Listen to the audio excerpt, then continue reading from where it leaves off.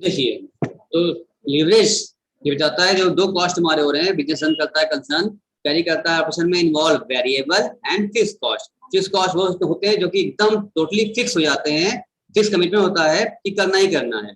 For example जैसे हमें कोई रेंट देना है, हमें बिल्डिंग का रेंट देना है, ठीक है ना, फिक्स चार्जेस तो आते देने पड़ेंगे। वेरिएबल क्या होता है, जैसे हमने आपको दिया है मटेरियल्स, बुक्स वगैरह हमने इशू किया आपको, जितने बच्चे रहेंगे उतना ही बुक्स हम प्रिंट कराएंगे, उतना ही हम बुक्स इशू करेंगे, तो मेरा कॉस्ट जो गिरेगा उतना ही गिरेगा ना जितने बच्चे हैं।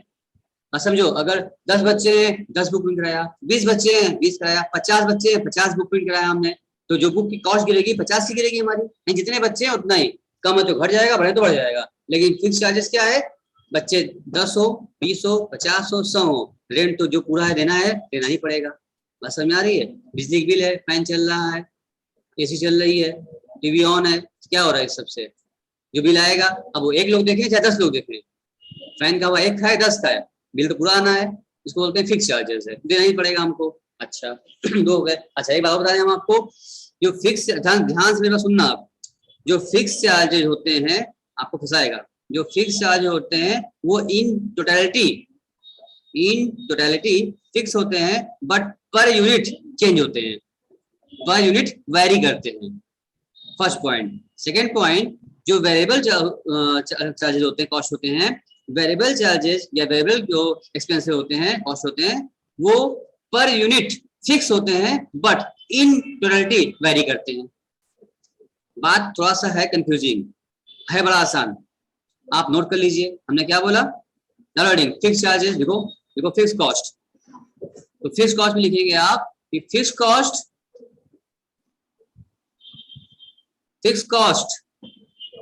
पर यूनिट वेरी करेगा, fix cost vary in per unit but fixed in totality. Fix cost जो होगा वो पर यूनिट वेरी करेगा, चेंज होगा, लेकिन टोटलिटी में फिक्स हो जाएगा, फिक्स हमेशा रहेगा। सेकेंड पॉइंट, वेरिएबल कॉस्ट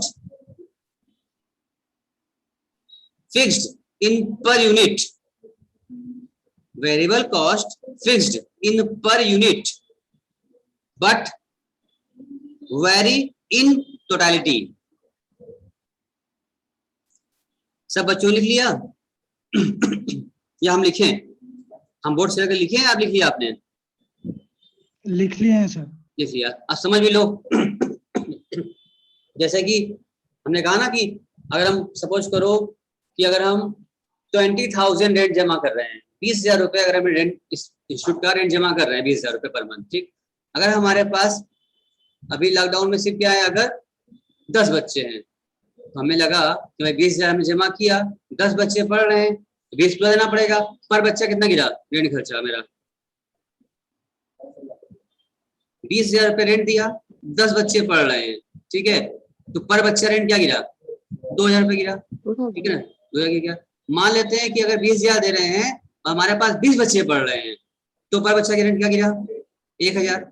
10 पढ़े चाहे 20 पढ़े, रेंट क्या देंगे हम, 20,000 पूरा देंगे, ठीक है ना। मान लो 50 बच्चे पढ़ रहे हैं, रेंट 20,000 रहेगा, तो पर बच्चा क्या पड़ा, 20,000 डिवाइड 50 करो, कितना आया, नहीं कर पा रहे हो, 20,000 डिवाइड 50 बच्चे पढ़ रहे हैं, पर बच्चा कितना पड़ा, 4। हाँ अजीता कितना आया, 400 आएगा, 400 आया, सिंपल सी बात है एकदम इसका मतलब तुम देख रहे हो कि मेरा रेंट का जो अमाउंट है वो तो फिक्स हो गया 20,000 रुपए, इन टोटलिटी हर महीने 20,000 20,000 20,000 20,000 अमाउंट फिक्स है, लेकिन हर महीने बच्चे क्या हो जा रहे हैं, बदलते जा रहे हैं, कई बच्चे घटेंगे कई बच्चे बढ़ेंगे, तो हर जब बच्चे घटे बढ़ेंगे तो पर यूनिट निकालना चाहेंगे, क्या हो जाएगा, वेरी कर जाएगा। फिक्स कॉस्ट इन टोटल हमेशा फिक्स रहेगा, लेकिन पर यूनिट वेरी करता रहेगा, जैसे जैसे यूनिट घटे बढ़ेगा वैसे क्या हो जाएगा, कॉस्ट बढ़ जाएगा। लेकिन अगर बात करते हैं वेरिएबल कॉस्ट की, उसमें क्या होता है, वेरिएबल में जैसे मैंने बुक इशू किया, अब मेरा एक बुक पड़ रहा है 1,000 का, ठीक है ना, मेरे पास 10 बच्चे हैं, 10,000 रुपये दिया, 20 बच्चे हैं 20,000 रुपए, 50 बच्चे हैं 50,000 रुपए खर्च करना पड़ा, समझ में आ रहा है, यानी कि लेकिन पर बुक क्या रहेगा, 1,000 रुपए तो फिक्स रहेगा ना, तो पर यूनिट फिक्स रहेगा, और टोटल में क्या होता जाएगा, जैसे जैसे बच्चे बढ़ेंगे वैसे बढ़ता जाएगा, तो टोटल बदलता रहेगा लेकिन पर यूनिट फिक्स रहेगा। ये बात समझ गए, ये आपसे पसंद कर सकता है आपको।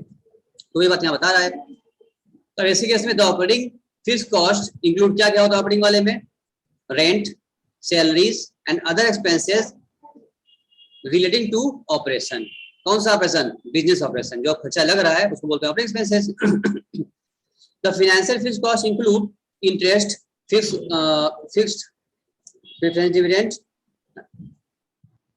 On finance rest for the carrying operation. यानी इंटरेस्ट वगैरह जो होते हैं डिविडेंड क्या होते हैं, फाइनेंशियल, अभी लोग करे थे कल, है ना। यानी ऑपरेटिंग कॉस्ट में क्या आ रहा है, ऑपरेशन संबंधित सैलरी रेंट वगैरह, और फाइनेंशियल फीस वाले में क्या आ रहे हैं, फाइनेंशियल वाले में हाँ इंटरेस्ट है और डिविडेंड है, सबके देना पड़ेगा। The sales variable cost and contribution are related to the change in the all these components by same percentage, but due to the involvement of fixed cost other components change this proportionately। ठीक है, देखो उसका format बना पहले हम लिखते हैं cell. Cell में से अगर आप सबसे पहले तो वेरिएबल कॉस्ट को लेस कर दीजिए, जो सिखाया हमने आपको, वेरिएबल जो वेरी करते हैं, तो आपका बचेगा कंट्रीब्यूशन।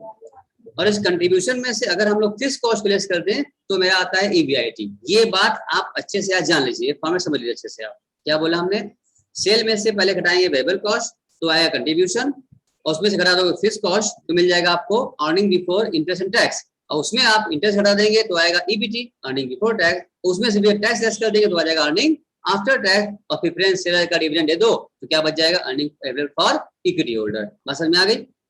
यानी कि हम लोग जो EBIT कवर कर रहे थे उसके ऊपर का भी पार्ट था, सेल से में सिखा दिया हमने आपको कि सेल से लिया हमने तब जाके मेरा आया। ठीक, फिर आया, अब बात करते हैं ऑपरेटिंग लीवरेज क्या होता है। It shows the relation between contribution and EBIT। इसका फॉर्मूला होता है कंट्रीब्यूशन अपॉन EBIT। क्लियर है, ठीक है ना। अब the relationship in proportionate term, the effect of the 1% change in the contribution is assessed as number of time percentage change in EBIT as represented by leverage। ठीक है, example किया जाएगा, अगर मान लो सेल कहा जाए आपसे, सेल 5 लाख रुपए का है, वेरिएबल कॉस्ट 40% का है, यानी 2 लाख रुपए हो गया, फिक्स कॉस्ट भी 2 लाख रुपए का है। Find operating leverage and check the effect of 10% change in sales over EBIT। यानी यहाँ आपको सीखने मिल जाएगा कि क्या अगर 10% अगर सेल चेंज होता है तो क्या EBIT फर्क पड़ेगा, कितना फर्क पड़ेगा। तो पहले निकाल लेते हैं हम ऑपरेटिंग। पहले सेल लिखो, सेल में से वेरिएबल कॉस्ट लेस करो वेरिएबल तो आएगा कंट्रीब्यूशन, और उसमें लेस करो फिक्स कॉस्ट तो आ जाएगा आपका EBIT आ गया। ठीक है ना। अब आपका फॉर्मूला होता है operating leverage equal to EBIT upon या फिक्स कॉस्ट या कंट्रीब्यूशन अपॉन, क्या फॉर्मूला था, contribution upon EBIT। 3 lakh upon 1 lakh, तो 3 टाइम में आ गया। यानी ऑपरेटिंग लीवरेज क्या है हमारा, 3 टाइम है। अब आप चेंज देख लें कि अगर if sale change by 10% then EBIT में क्या फर्क पड़ने वाला है। ठीक है ना, तो क्या होगा, हमने निकाल लिया है 3 टाइम, निकाला था ना। इसका मतलब कि 10% चेंज अगर सेल करेंगे तो EBIT में 3 टाइम का था, ऑपरेटिंग लीवरेज बताया था हमको, तो क्या आएगा 30% हो जाएगा। 3 time of the percentage change in sale, जितना सेल चेंज होगा उतना ही क्या हो जाएगा, EBIT भी चेंज हो जाएगा, कि 10% का लीवरेज था तो आप निकालो, मतलब 20% आने वाला है आपका।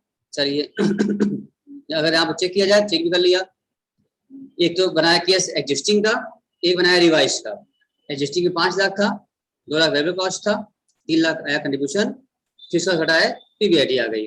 रिवाइज की बात करें तो हमने कहा 10 में सेल बढ़ जाएगा तो 5 लाख से क्या हो जाएगा, 5,50,000 हो जाएगा। ठीक है ना। तो वेरिएबल कॉस्ट भी क्या हो जाएगा, सर चेंज होगा, क्योंकि हमने बताया तुम्हें ना वेरिएबल कॉस्ट वेरी करता है। अगर सेल बढ़ेगा, बच्चे बढ़ेंगे तो हमें बुक्स भी बढ़ाना पड़ेगा, हमको वेरी करेगा, तो वो भी 10% वेरी कर जाएगा, तो 2 लाख 20,000 हो जाएगा। कंट्रीब्यूशन आ गया 3,30,000 रुपए का।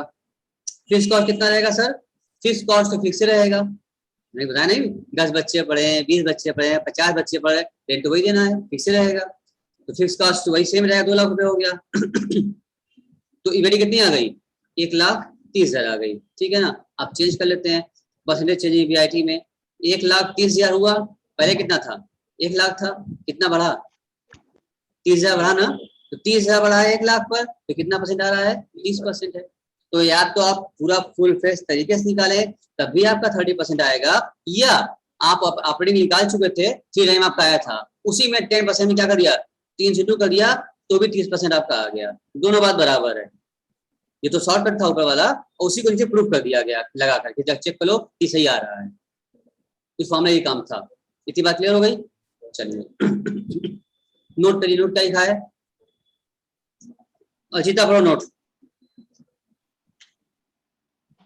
The standard debt equity ratio 2:1, but the standard operating leverage or financial leverage is not defined. Hence, if the ratio is high, then more risk involved. If there will be a slight decrease, Slight decrease. It will convert operating profit into the loss. समझ में आ रहा है। कल हमने दिखाया था मैं आपको कि आपका जो डेट इक्विटी का रेशियो जो होता है वो 2:1 का आइडियल बनाया जाता है। इससे ज्यादा अगर आप करते हैं तो स्लाइड थोड़ा सा भी चेंज हुआ, अगर आया प्रॉफिट में कम हुआ, तो आप कहाँ चले जाएंगे, इक्विटी वाले लॉस पे जाएंगे। हमने आपको सिखाया था ना ट्रेडिंग ऑन इक्विटी, सुन पाए थे, क्या सुने थे,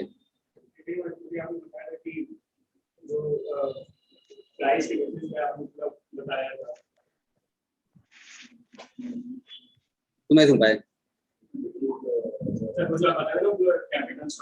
हाँ यानी कि डेप्ट के पैसे से भी क्या हो जाए, खुद की अर्निंग, इक्विटी का अर्निंग बढ़ जाए।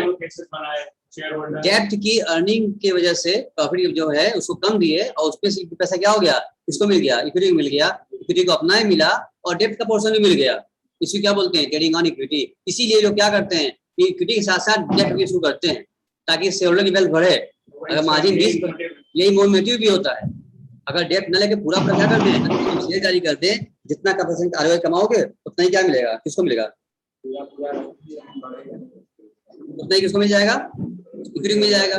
लेकिन अगर उसमें डेप्ट शामिल कर देंगे तो डेप्ट वाले को कम दोगे, उसके पैसे जो कमाए उसको कम दिए, जो बचा उसको मिल गया, शेयरहोल्डर मिल गया, शेयरहोल्डर अपने भी कमाया और डेप्ट भी कमा लिया। इसको बोलते हैं ट्रेडिंग ऑन इक्विटी हो जाना। मतलब ये नहीं ट्रेडिंग ऑन इक्विटी में सेल करना। हम तुम्हारा फर्स्ट डे आया तुम बात कर रहे थे, हमने कहा था समय आएगा बताएंगे, आप बता दिया हमने, तुम जो बताया गलत था, तुम समझे नहीं थे क्या होता है, बहुत भी पता क्या होता है, क्योंकि लिखा नहीं इस तरीके से ना, समझ जाओ कि जहाँ कैपिटल स्ट्रक्चर तैयार होगा इसलिए बनाया जाता है ताकि वहाँ ट्रेडिंग ऑन इक्विटी हो सके। डेट मिक्स रहेगा। फर्म 2 टाइप के होते हैं, एक होते हैं लीवर्ड फर्म, एक होते हैं अनलीवर्ड फर्म। यहाँ फर्म मतलब कंपनी से है, ठीक है ना। कंपनी 2 टाइप की होगी बेटा, क्या क्या बोले हम, एक लीवर्ड फर्म लीवर्ड कंपनी, एक अनलीवर्ड कंपनी। 2 कंपनी होती है।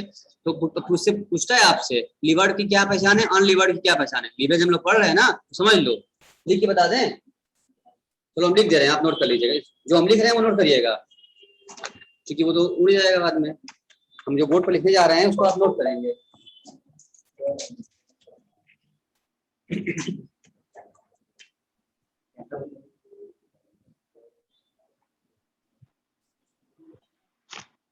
आइए हम नोट कर देते हैं आपको, आप लिख लीजिए।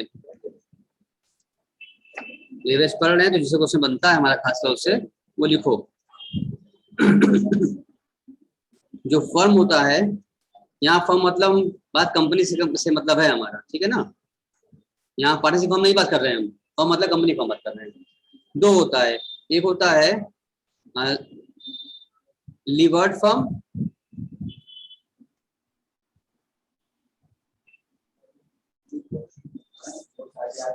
एक होगा अनलीवर्ड फर्म,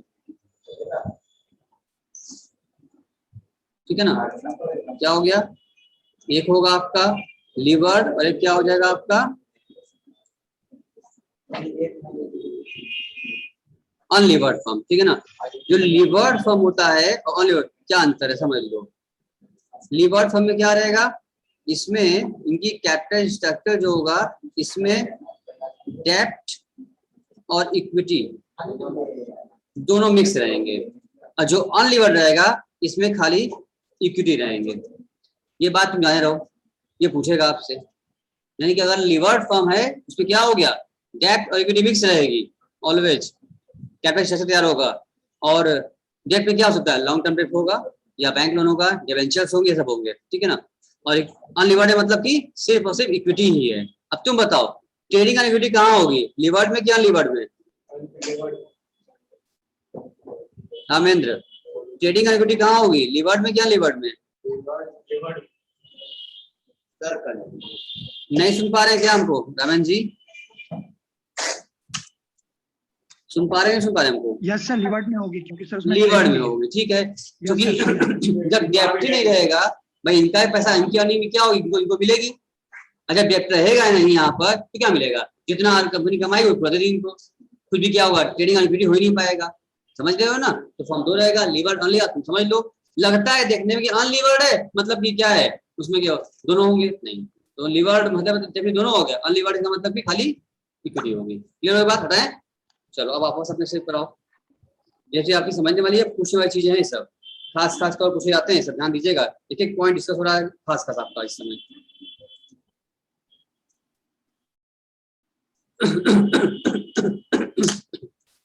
चलो वापस आओ अपने क्वेश्चन पर, हमने कवर कर लिया था। उसके बाद सर क्या हो रहा है, ये तो निर्धारित भी कर लिया हमने वाला, ठीक, नोट कवरेज हो गया हम लोग का। एग्जाम्पल एक और है, if you have following the 3 cases, 3 case follow कर लें, मान लो कंट्रीब्यूशन 5 लाख 5 लाख 5 लाख, एग्जिस्टिंग उसमें फिक्स कॉस्ट तीनों में क्या है, एक में 1 लाख रुपए का हो जाए, और एक में फिक्स कॉस्ट क्या है, नील है, और दूसरे में फिक्स कॉस्ट क्या है, 4 लाख रुपए का है। तो EBIT दोनों का फर्क आ गया। कुछ और ऑपरेटिंग लीवरेज के बारे में बता दिया, 5 लाख 5 लाख 5 लाख डिवाइड निकाला उन्होंने, सबका लाख डिवाइड किया तो कितना आ गया, 1.25, 1 और 5। इसका मतलब इस केस से क्या समझ में आया, यानी फिक्स कॉस्ट का ऑपरेटिंग लीवरेज पर बहुत बड़ा रोल है। ये बात समझ में आ रहा है? अगर फिक्स कॉस्ट 1 लाख रुपए है, कंट्रीब्यूशन बराबर तीनों केस में 5 लाख 5 लाख 5 लाख, लेकिन अगर फिक्स कॉस्ट पहले केस में 1 लाख रुपए है तो आपका ऑपरेटिंग लीवरेज आ रहा है 1.25। अगर फिक्स कॉस्ट है ही नहीं तो ऑपरेटिंग लीवरेज 1 का है। अगर फिक्स कॉस्ट 4 लाख है तो कितना हो गया आपका, देखिए समझ में आ रही है? इसका सीधा इफेक्ट बताए, नोट में पढ़ लीजिए, यहाँ पर क्या लिखा है, यहाँ पर we find when there is a nil fixed cost, the leverage is क्या होगा 1. When there is low amount of fixed cost, in case of 1, the leverage is near to 1. When fixed cost is proportionally high, leverage show quite high figure. Leverage show the relation between two item components, क्या surrounding fixed cost. When the fixed cost, that is commitment cost, जो आपने commit कर रखा है, देना ही देना पड़ेगा, हर हाल में देना ही देना है हमको, बोलते हैं फिक्स कॉस्ट, कमिटमेंट कर रखा है, is high, the leverage is high and represent existence of high risk. भाई आप leverage high जा रहा है तो क्या मतलब है, रिस्क भी हाई बढ़ रहा है।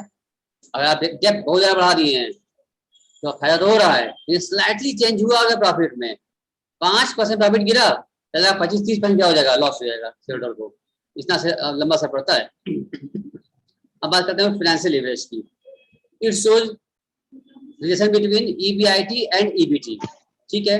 इनका फॉर्मूला होता है EBIT अपॉन EBT। उसका फॉर्मूला क्या था, ऑपरेटिंग लीवरेज फॉर्मूला क्या था, EBIT। इसका फॉर्मूला क्या होता है, EBIT अपॉन EBT, ठीक है। फाइनेंशियल लीवरेज का हो गया है। अब तुम अच्छे जान लो EBIT कैसे निकलेगा और EBT कैसे निकलता है, you know very well. Example देख लिया जाए, अगर EBIT 2 लाख का था, इंटरेस्ट 1.5 लाख रुपए का था, एंड फाइनेंशियल लीवरेज जो है and effect on EBIT decrease by 15% होगा। कैसे देखो, 2 लाख था, इंटरेस्ट हटा दो तो क्या मिल जाएगा, 50 EBT आ गया। मामला क्या होता है, EBIT upon EBT, 2 lakh upon 50,000 किया तो क्या आ गया, फाइनेंशियल लीवरेज से 4 टाइम हो गया। कहीं कुछ तुमको नहीं लग रहा है ये बात, जो हम लोग वहाँ इंटरेस्ट कवरेज रेशियो पढ़े थे हम लोग ना, तो earning before tax, earning after tax, तो देख रहे हैं तो क्या फर्क पड़ रहा है, तो देख रहा है फाइनेंशियल लीवरेज कि इंटरेस्ट का क्या असर है। इंटरेस्ट पे करने की फाइनेंशियल कॉस्ट को बोलते हैं इंटरेस्ट पे करने की क्षमता है, तो कितनी क्षमता है, जो कि हम लोग वहां पे पढ़े थे इंटरेस्ट कवरेज रेशियो। अभी यहाँ भी आएगा, एक बार यहाँ रिवाइज भी करा देंगे उसको, ठीक है ना। 4 टाइम आया।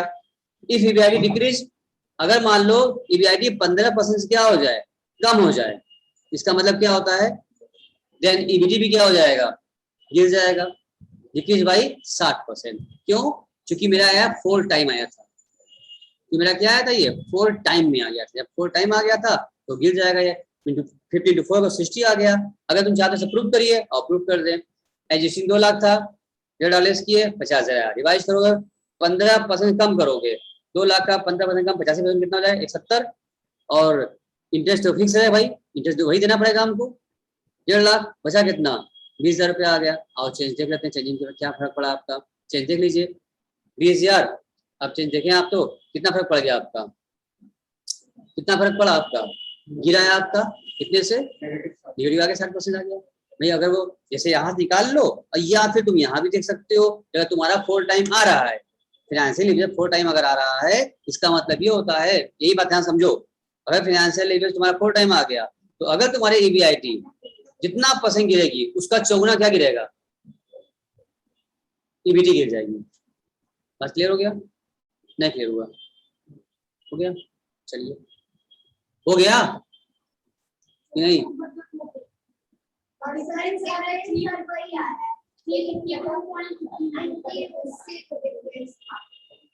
चलिए तो उम्मीद करते हैं क्लियर हो गया होगा आप लोग को,